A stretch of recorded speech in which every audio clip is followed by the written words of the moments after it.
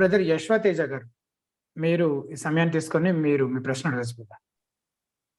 Yes thank you brother.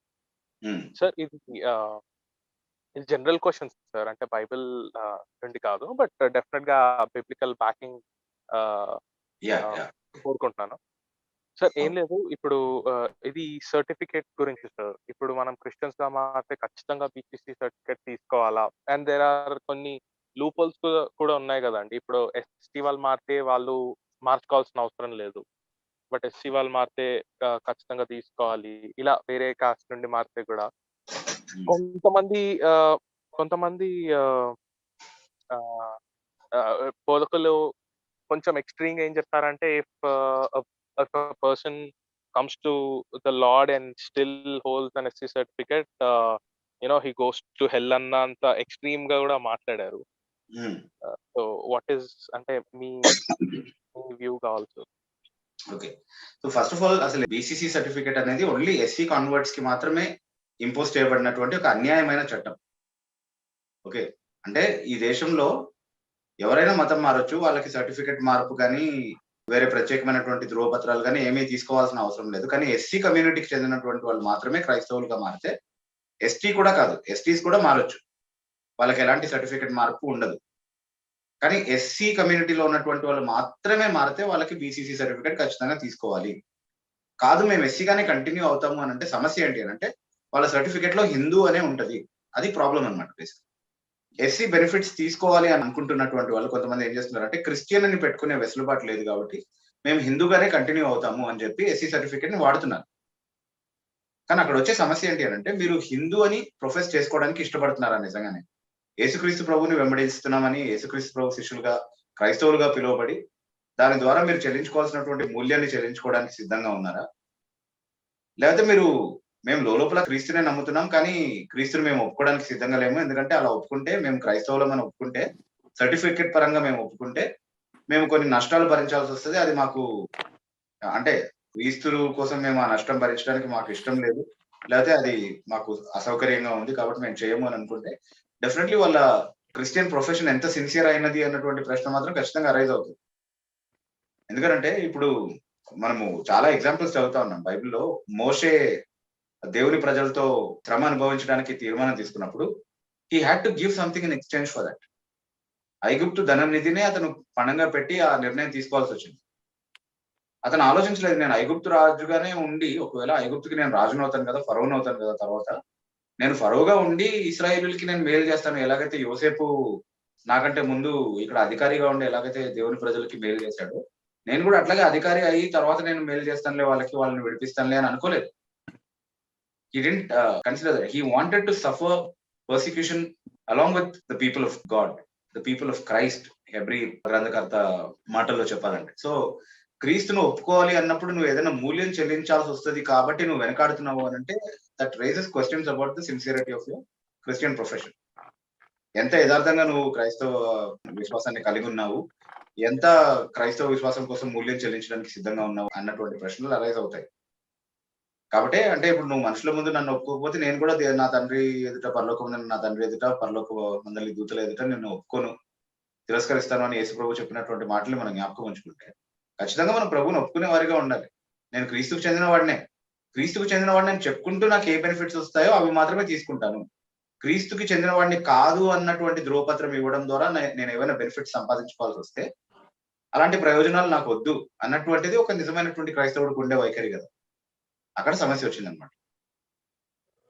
yes brother. So I hope that answers the question. Brother Yashwateja గారు. Yes బీబు గారు, thank you sir. యాక్చువల్గా కొంచెం డైలమాలో ఉండే నేను యాక్చువల్లీ ఈ క్వశ్చన్ బట్టి. ఓకే నేను యాక్చువల్గా గవర్నమెంట్ ఎగ్జామ్స్ కి ప్రిపేర్ అవుతాను కదండి. నేను national level, central level exams రాస్తున్నప్పుడు they are asking religion. State exam లో వాళ్ళు అడగట్లేదు. ఇంకొకటి, మన స్టేట్ లో ఇప్పుడు తీసుకునే కాస్ట్ సర్టిఫికెట్స్ లో there is no mention of religion also. Okay, so ఇక్కడ మన సమస్య ఎస్సీ సర్టిఫికెట్ తో కాదు. బేసికలీ ఎస్సీ సర్టిఫికెట్ లో హిందూ అని ఉంటే సమస్య మనకి. మీరు ఎస్సీ అని పెట్టుకుని క్రిస్టియన్ అని రాసుకునే వెసులుబాటు ఉంటే, లేకపోతే ఎస్సీ అని పెట్టుకుని ఏ రిలీజియన్ రాయాల్సిన అవసరం లేదు అన్నటువంటి వెసులుబాటు అయినా కనీసం ఉంటే ఇక్కడ సమస్య లేదు మనకు అసలు. హిందూ Yeah, అని రావడానికి సమస్య మనకి. అవునవును. That is the only problem actually. Yeah, but మీరు అన్నట్టు if it is a hindrance to my Christian life or me proclaiming or embracing Christ as my savior, I mean, yeah, definitely not me. Anybody should be ready to give up that అని even I stand for it. Exactly Yashwant actually ఒకసారి ఏం జరిగిందంటే ఒక discussion లో ఏమన్నారంటే, వాదనలో భాగంగా ఒకళ్ళు ఏమన్నారంటే, మేము ప్రతి చోట యేసుక్రీస్తుని మా దేవుడు అని చెప్పుకుంటున్నాం, మేము క్రైస్తవులమనే చెప్పుకుంటున్నామండి, ఈ ఎస్సీ సర్టిఫికెట్ మేము గివ్ అప్ చేయాలని మీరు ఎందుకు ఇన్సిస్ట్ చేస్తున్నారు అని ఆర్గ్యూ చేశారు.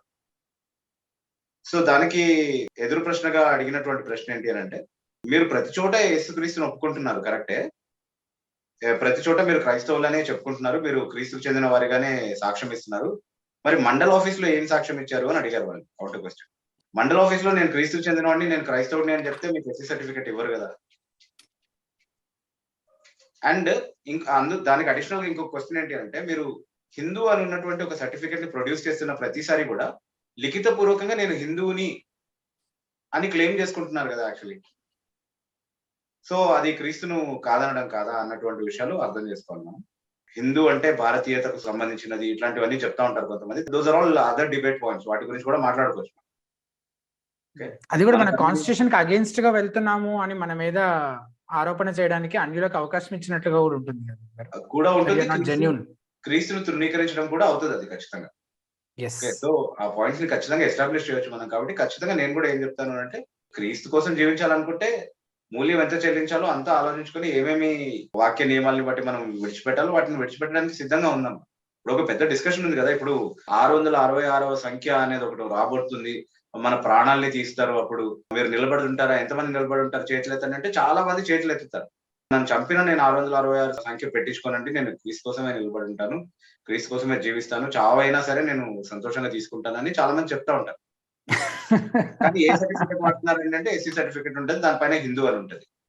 అంటే ఈ రోజు ఒక చిన్న ప్రయోజనాన్ని యేసుక్రీస్తు ప్రభు కోసం విడిచిపెట్టలేవు, కానీ అప్పుడు ప్రాణాల మీదకి వచ్చినప్పుడు మాత్రం నమ్మకంగా ఉంటావా అన్న ప్రశ్నలు వస్తాయి కదా. అదన్నమాట. Okay, so we have to be really faithful to the complete extent as Christ was faithful to us fully and to God. Yes brother. తర్వాత కూల్ హెడ్ అనే ఐడి నుంచి జాయిన్ అయినటువంటి సహోదరులు మీరు అన్మ్యూట్ చేసుకొని మీ ప్రశ్న అడగచ్చు కదా. గుడ్ ఈవినింగ్ దీపు గారు. గుడ్ ఈవినింగ్ అండి. ఏంటి అంటే, మీరు లాస్ట్ ట్యూస్డే రోజు మాట్లాడుతున్నప్పుడు ఎస్సీ సర్టిఫికెట్ గురించి మాట్లాడుతూ సర్టిఫికెట్ అంటే దాని గురించి మధ్యలో ఏమన్నారు అని అంటే, సర్టిఫికెట్ మీద రిలిజియన్ లేనంత వరకు లేదా అడగనంత వరకు మనకి ఇబ్బంది ఏమీ లేదు, అలాంటప్పుడు ఎస్సీ సర్టిఫికెట్ ఉన్నా పర్లేదు అని అన్నారు. కానీ ఏంటంటే కాన్స్టిట్యూషన్ లో షెడ్యూల్డ్ క్యాస్ట్ కింద ఉన్న అన్ని కులాల వారు హిందువులుగానే గుర్తించబడినవారు. అంటే అఫ్ కోర్స్ ఈ టోటల్ కాన్సెప్ట్ అంతా కాన్స్టిట్యూషన్ లో ఎస్సీ క్యాస్ట్ ఎవరెవరు ఏంటి అని ఫస్ట్ ఇనిషియల్ గా సెగ్రిగేషన్ చేయటం అంతా, ఈ ఇష్యూ అంతా లోపభూయిష్టం అయిందని చెప్పి నేను అనట్లేదు, అందులో కూడా లోపాలు ఉన్నాయి. కన్వర్షన్ తర్వాత రిజర్వేషన్ తీసివేయడం అనేది పూర్తిగా న్యాయమైంది కాదని చెప్పి నేను కూడా అనుకుంటున్నాను. అందులో సవరణ కోసం పోరాటం చేయాలి అని అనుకుంటున్న వాళ్ళలో, లేకపోతే చేస్తున్న వాళ్ళకి సపోర్ట్ ఇవ్వాలి, అది సమంజసమే అని అనుకుంటున్న వాళ్ళు నేను ఉన్నాను. కానీ అవన్నీ పక్కన పెడితే ప్రస్తుతం ఉన్న చట్టం ప్రకారం ఎస్సీ సర్టిఫికెట్ అనేది నాకు ఉంటే, అందులో నా మతం గురించి ఎక్స్ప్రెస్ గా అంటే ఓవర్ట్ గా లేకపోయినా, అక్కడ ప్రింట్ లేకపోయినా, కాన్స్టిట్యూషన్ ప్రకారం అయినా చట్టం ప్రకారం అయినా నేను హిందూనే. మరి మీరు లాస్ట్ టైం చేసినటువంటి ఆ స్టేట్మెంట్ కి దీనికి కాంట్రా ఇండికేషన్ గా కనపడుతుంది. ఆ విషయం గురించి మీ స్పందన ఏంటి? Good question brother. అయితే ఫస్ట్ ఆఫ్ ఆల్ మనం అర్థం చేసుకోవాల్సింది ఏంటంటే, నేను చెప్పిన స్టేట్మెంట్ ఏంటి అని అంటే, మీరు ఒకవేళ నాకు షెడ్యూల్ క్యాస్ట్ అనేటటువంటి విషయంతో కాదు ఇబ్బంది, అందులో హిందూ అని ఉండడంతో ఇబ్బంది.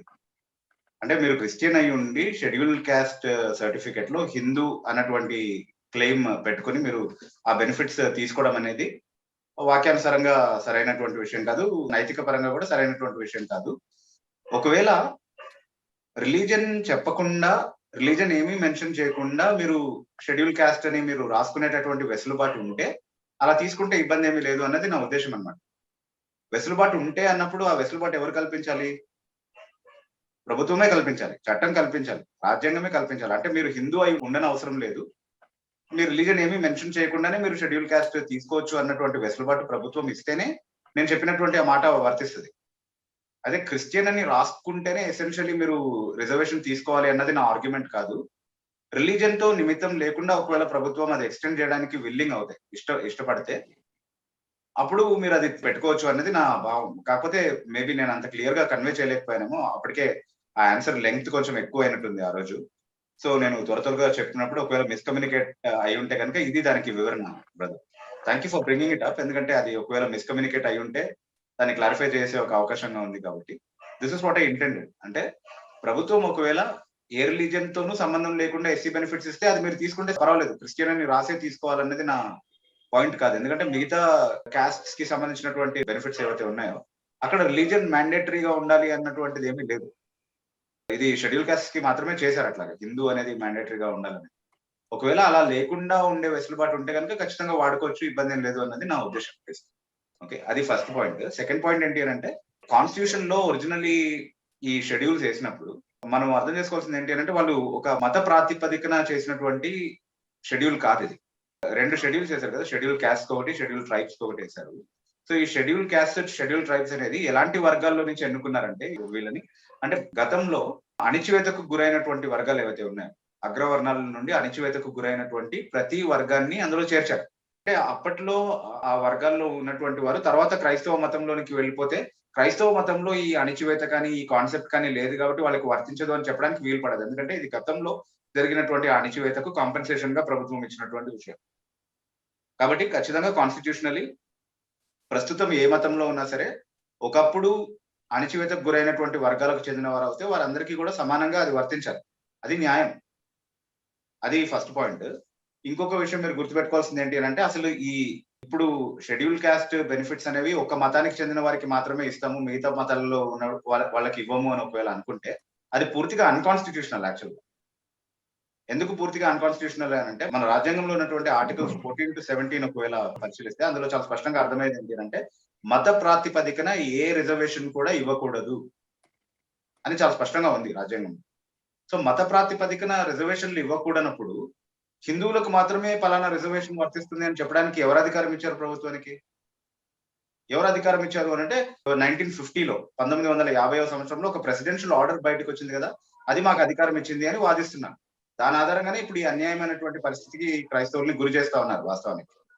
కానీ మనం అర్థం చేసుకోవాల్సింది ఏంటి అంటే 1950లో విడుదలైనటువంటి లేదా జారీ చేయబడినటువంటి ఆ చట్టాన్ని ఇప్పటికీ ప్రెసిడెన్షియల్ ఆర్డర్ అని ఎందుకు అంటున్నారు? ప్రెసిడెన్షియల్ ఆర్డర్ కి ఎంతవరకు వ్యాలిడిటీ ఉంటుంది? 6 నెలలు మాత్రమే ఉంటది. ఒక ఆర్డర్ జారీ చేయబడితే ప్రెసిడెన్షియల్ ఆర్డర్ అంటే శాసనసభ సెషన్స్ జరగనప్పుడు ఏదైనా నియమము తయారు చేయాలని అనుకుంటే ప్రెసిడెన్షియల్ ఆర్డర్ గా దాన్ని రిలీజ్ చేస్తారు. కానీ మళ్ళీ శాసనసభ సెషన్స్ జరుగుతున్నప్పుడు దాన్ని యాక్ట్ కిందకి అంటే చట్టంగా మార్చాల్సినటువంటి అవసరం ఉంది. అది 6 నెలల్లో జరిగిపోవాలి ఆ ప్రక్రియ. లేదా ఎక్స్టెన్షన్ అన్నా చేసుకోవాలి. అది ఎక్స్టెన్షన్ చేసుకోవడానికి కూడా లిమిటేషన్స్ ఉన్నాయి. 70 సంవత్సరాల పైన ఆల్మోస్ట్ మనం ఇప్పటికీ కూడా అదే చట్టాన్ని కొనసాగిస్తూ అంటే ప్రెసిడెన్షియల్ ఆర్డర్ నే కొనసాగిస్తూ అది ఇంకా వర్తిస్తుంది అని చెప్తే ఏ కాన్స్టిట్యూషన్ బేసిస్ పైన వర్తిస్తుంది అని చెప్తున్నారు? అది చట్టం అవ్వలేదు కదా, ప్రెసిడెన్షియల్ ఆర్డర్ కదా. కాబట్టి ఎప్పుడో పక్కన పడేయాల్సినటువంటి చెత్తపుట్టలో పడేయాల్సినటువంటి ఒక నియమాన్ని తీసుకొచ్చి క్రైస్తవుల మీద అన్యాయంగా రుద్ది వారిని అన్యాయానికి గురి చేస్తున్నటువంటి పరిస్థితి మనకు కనబడతా ఉంది. కాబట్టి ఖచ్చితంగా దానికి వ్యతిరేకంగా పోరాడాలి. అయితే పోరాడి తెచ్చుకున్నాము. హిందువులు కానప్పుడు హిందువులు అని చెప్పుకునే తీసుకోవాల్సినటువంటి ఒక బెనిఫిట్ ని మనం తీసుకోవద్దు. ఎందుకంటే మనం క్రైస్తవులం కాబట్టి నమ్మకంగా ఉన్నాం ఈ విషయంలో అన్నది మా స్టాండ్. ఎస్ విభు గారు. Okay brother. Yeah. ఇప్పుడు thank you thank you brother.